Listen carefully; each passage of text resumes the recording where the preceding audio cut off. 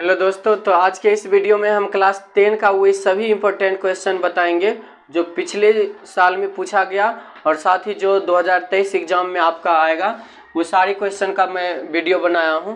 तो बहुत ही लंबा जाने वाला है, तो आप लोग थोड़ा सा ध्यान से यहाँ पर हमारे साथ बने रहिए। पहला क्वेश्चन यहाँ पर आप देख रहे होंगे। यहाँ पर पहला क्वेश्चन है आपका, रूसी क्रांति के किन्हीं दो कारणों को लिखें। बहुत ही इंपॉर्टेंट क्वेश्चन है यह।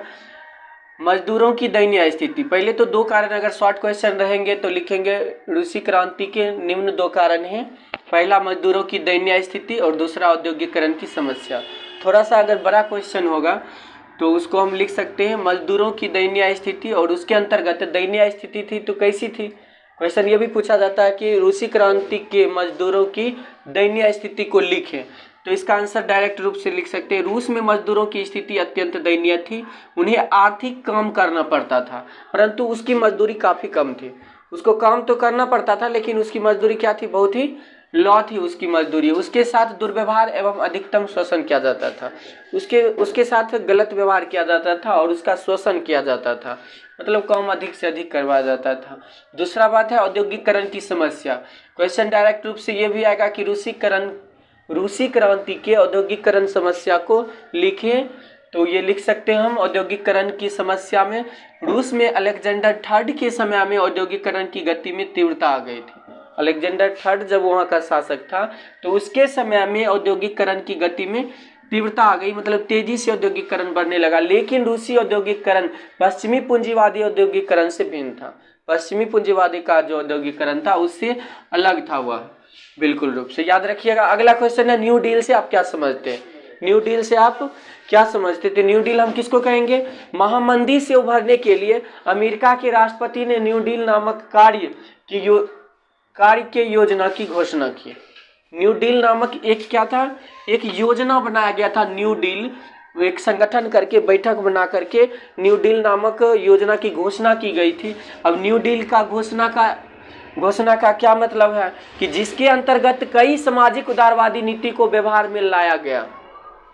इसके अंतर्गत क्या किया गया, कई सामाजिक उदारवादी नीति, उदारवादी मतलब जो गलत नीति थी वो सभी नीतियों को इसके अंतर्गत व्यवहार में लाया गया, जिससे अपनी अर्थव्यवस्था के द्वारा कृषि और उद्योग में संतुलन की स्थिति पैदा हो गई। मतलब कृषि और उद्योग में अच्छा से बढ़ावा मिलने लगा। उसी को न्यू डील, मतलब न्यू डील के तहत यही संगठन एक बनाया गया था जिसके अंतर्गत सामाजिक उदारवादी नीति को व्यवहार में लाया गया और इसमें कृषि और उद्योग की संतुलन पैदा हो गई थी।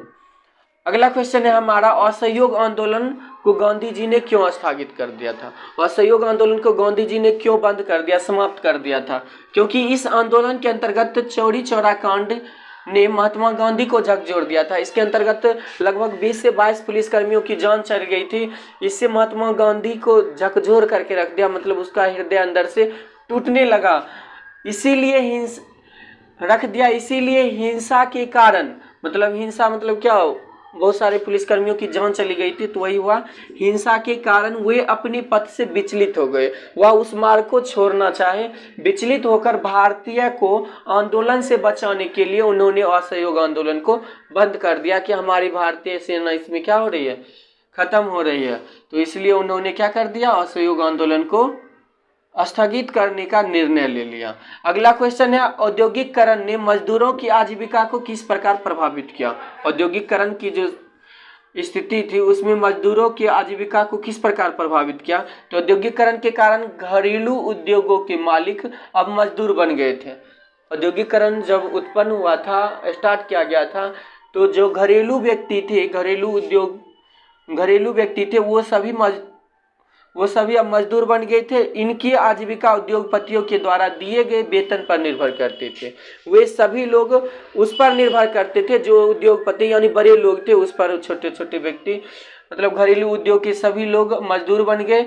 जो भी मालिक थे या जो भी थे सभी लोग को मजदूर बना दिया गया और सभी उद्योगपति यानी पूंजीपति, रुपया पैसा वाला आदमी पर निर्भर करता था, वो वेतन देता तो ही उसका घर अच्छा से चल पाता।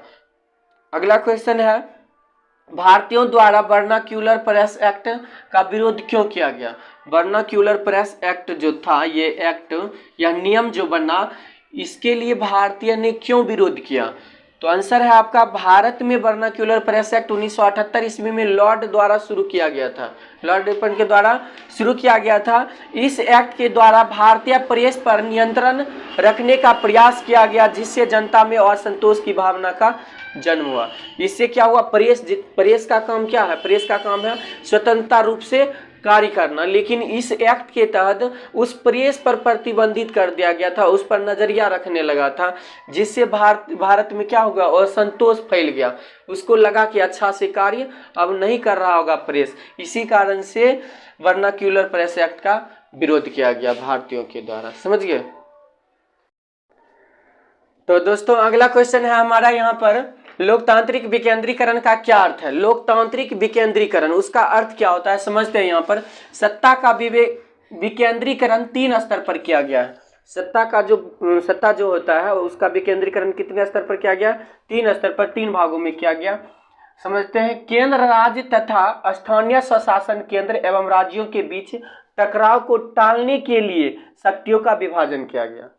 शक्तियों का विभाजन किस लिए किया गया, केंद्र, राज्य तथा स्थानीय स्वशासन केंद्र एवं राज्य के बीच जो टकराव होता था, उस टकराव को टालने के लिए शक्तियों का विभाजन किया गया। इसे केंद्र सूची, राज्य सूची और समवर्ती सूची में स्थान दिया गया। यानी तीनों सूची में इसके टकराव को कम करने के बारे में बताया गया। समझ गया। केंद्र सूची, राज्य सूची और समवर्ती सूची, तीनों सूची में क्या किया गया है, केंद्र, राज्य तथा स्थानीय स्वशासन केंद्र एवं राज्यों के बीच के टकराव को टालने के बारे में बताया गया है। अगला क्वेश्चन है, ग्राम पंचायत के किन्हीं 2 कार्यों को लिखो। ग्राम पंचायत के तो कार्य आप लोग को भी याद होगा, बहुत सारे कार्य होते हैं। तो यहाँ पर 3 प्रमुख कार्य को हमने लिखा। ग्राम पंचायत के समानाधिकार, पहला, ग्राम पंचायत के लिए वार्षिक योजना तैयार करता है। ग्राम पंचायत क्या करता है, वर्ष में जो भी कार्य होंगे उसका वार्षिक योजना तैयार करती है। दूसरी बात, वार्षिक बजट का निर्माण, उसका वर्ष में कितना बजट आ रहा है उसका निर्माण करेगा, वह कितना कहाँ खर्चा होगा, कितना कहाँ क्या बनना है, निर्माण करना, ये सारे होंगे।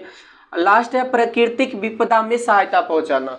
जो भी ग्राम के अंतर्गत, अपने पंचायत के अंतर्गत प्राकृतिक विपदा, चाहे भूखमरी हो या फिर बाढ़ हो, सूखा हो, समझ रहे हैं ना, अन्न की कमी हो, तो ये सभी जो विपदा आएगी इसके बारे में सहायता पहुंचाएगा, लोगों को सहायता प्रदान करेगा। कौन, ग्राम पंचायत की ये सारे कार्य हुए। अब अगला क्वेश्चन है, लोकतंत्र में विपक्षी दलों की भूमिका का विस्तार से वर्णन करें। लोकतंत्र में 2 दल होते हैं, एक तो जो जीत गया वो दल होगा, ठीक है, और दूसरा होगा विपक्षी। जो नहीं जीते उसको हम क्या बोलेंगे, विपक्षी दल। तो वो दोनों लोकतंत्र में, जैसे राज्यसभा में क्या होंगे, 2 दल होंगे ना। राज्यसभा में अगर टोटल 245 सीटें हैं, उसमें अगर सभी लोग भाग ले रहे हैं, तो जो व्यक्ति जीतेंगे वह तो विजयी हो कहलाएंगे, और जो व्यक्ति नहीं जीतेंगे वह अविजय होंगे, तो उसको विपक्षी दल में रखा जाएगा।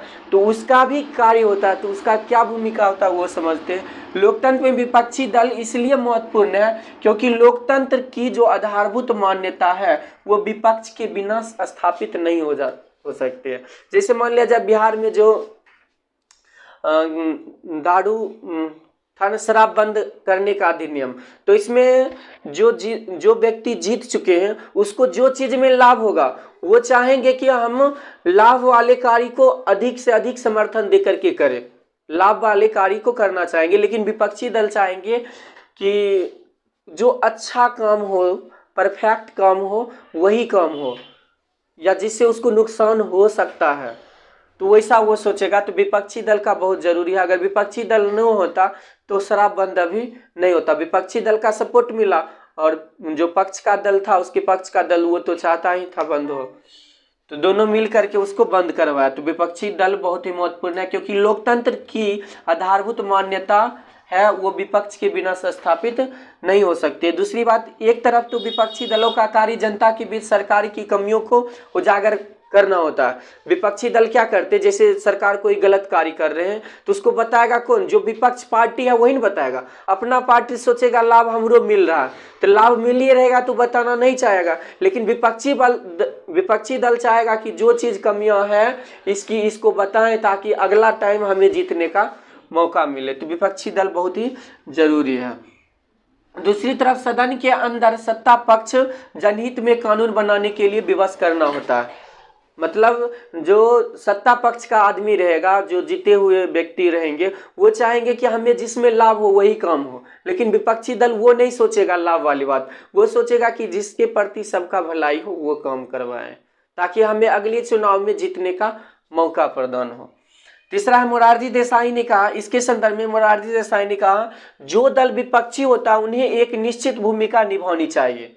जो दल विपक्षी है वह एक वास्तविक भूमिका निभाता है ताकि उसका अगला सत्ता उसके हाथ में आए। तो बहुत ही महत्वपूर्ण है, विपक्षी दल होना बहुत ही जरूरी है। अगला क्वेश्चन है सतत विकास क्या है? वैसा विकास, ये तो सबको याद होगा, वैसा विकास जो लगातार जारी रहे और टिकाऊ बना रहे, उसे क्या कहते हैं? सतत विकास कहा जाता है। समझ गए? इनमें न केवल वर्तमान की पीढ़ी बल्कि भविष्य के पीढ़ी को भी ध्यान में रखा जाता है। लगातार विकास हम लोग किस लिए करते हैं? हम लोग अपने लिए विकास करते हैं। हम विकास किस लिए करते हैं? हमारे बेटे जो होंगे, हमारे पोते जो होंगे, उसको भी क्या करेंगे हम लोग? उसका भी भविष्य अच्छा बने। अच्छा, जमीन हमारे दादा लोग या परदादा लोग जो जमीन खरीदे हुए थे 20 बीघा या 10 कट्ठा या 5 कट्ठा जमीन खरीद करके जो रखे, वो हमारे दादाजी को उपयोग में आ रहा है?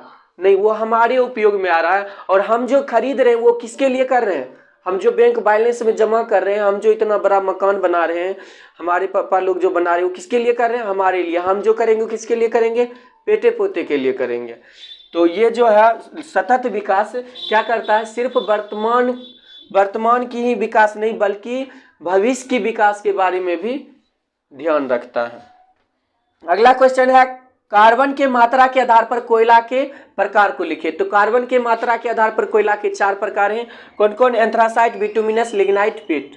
एंथ्रासाइट, बिटुमिनस, लिग्नाइट और पिट। तो ये सारे क्वेश्चन हुए आपके। अब कुछ यहाँ पर क्वेश्चन हम दे रहे हैं अगले दिन के SW के लिए, आप लोग इसे सॉल्व कर लीजिएगा। अगर बन रहे नहीं तो कमेंट में बताइएगा ताकि मैं अगले वीडियो में इसे डाल सकूं। तो लिखिएगा, पहला क्वेश्चन आपको बना कर लाना है, ATM क्या है? सबको याद होगा ATM क्या है? Automatic teller machine. ठीक है, अगला क्वेश्चन आपको लिखना है यहाँ पर। अगला क्वेश्चन लिख लीजिएगा आप लोग, वैश्वीकरण की परिभाषा। वैश्वीकरण को परिभाषित करें। वैश्वीकरण को परिभाषित करें। चलिए अगला क्वेश्चन है हमारा यहाँ पर, फसल चक्रण मृदा संरक्षण में किस प्रकार सहायक है? फसल चक्रण मृदा संरक्षण में किस प्रकार सहायक है?